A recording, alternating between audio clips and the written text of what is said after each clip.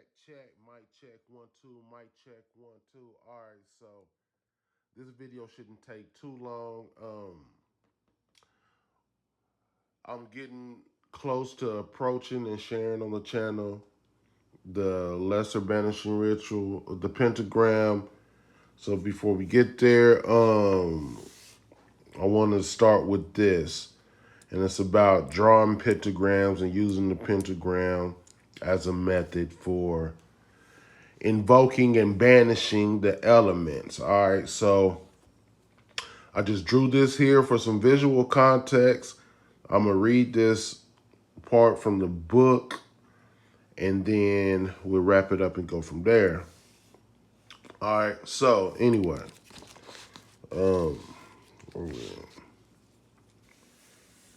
invoking and banishing pentagrams. When we call something to us, we are invoking that something. So if we invoke water, we are calling water energy to our area or to the forefront of our consciousness. Likewise, if a ritual is designed to invoke a spirit, that ritual calls or invites that spirit to pay us a visit and communicate. Banishing is a little more complicated. It's not just pushing something away. Instead, it's more like cleansing that thing. When we banish earth energy, we clean the earthy energy in our area. And since earth energy contains all 4 elements and 2 of spirit, those get cleaned up too. If you were to banish a spirit, then you would cleanse the area of that spiritual energy, or at least its negative aspects. Generally, we invoke or call by drawing the pentagram toward each element. We banish by drawing the pentagram away from an element. For example, one would invoke earth energy by starting at spirit and going toward earth from there. Drawing the rest of the star should be obvious.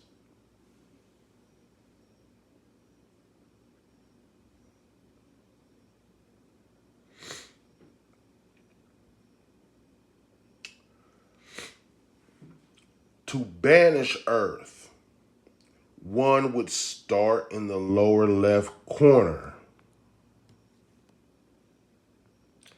and go up to spirit.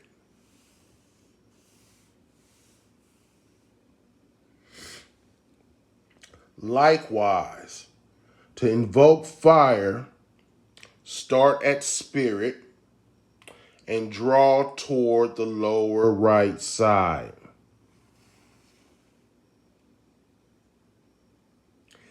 Air and water are very easy.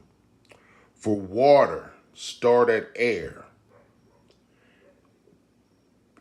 On the upper left point and draw towards water on the upper right point. Then continue until you have completed the star. And air is the opposite. For air, start at water.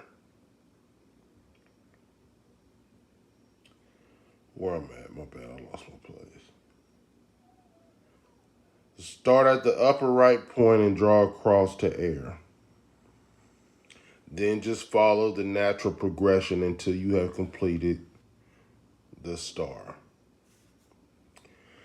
The force of spirit is special, and it requires more of an explanation. If you look at the diagram of the elements on the pentagram, you will see that the element of spirit is symbolized by a circle with 8 spokes.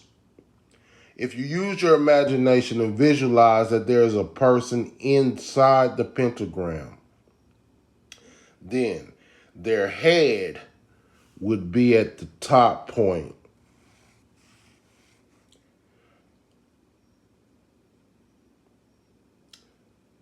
Their two hands would be the side points,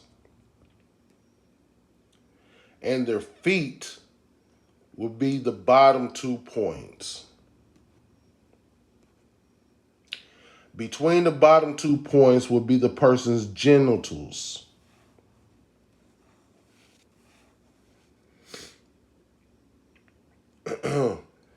The place where spirit is manifested into the material world through birth or impregnation. So, to invoke spirit active, we connect the two active elements of fire and air across that point.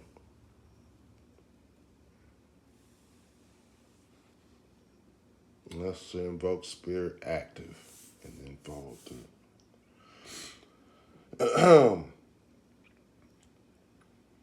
For spirit receptive, we connect the two receptive elements, earth and water, across this point.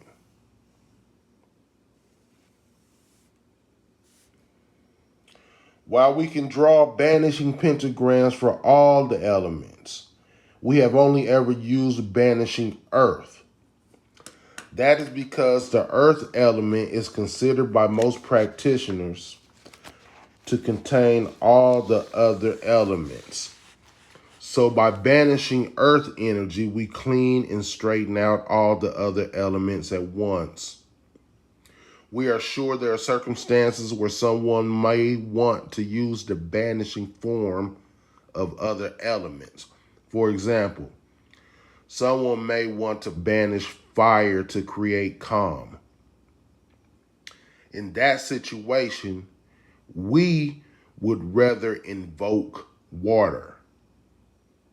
If we want to disperse the energies of the pentagram that we have drawn, we use a banishing spiral.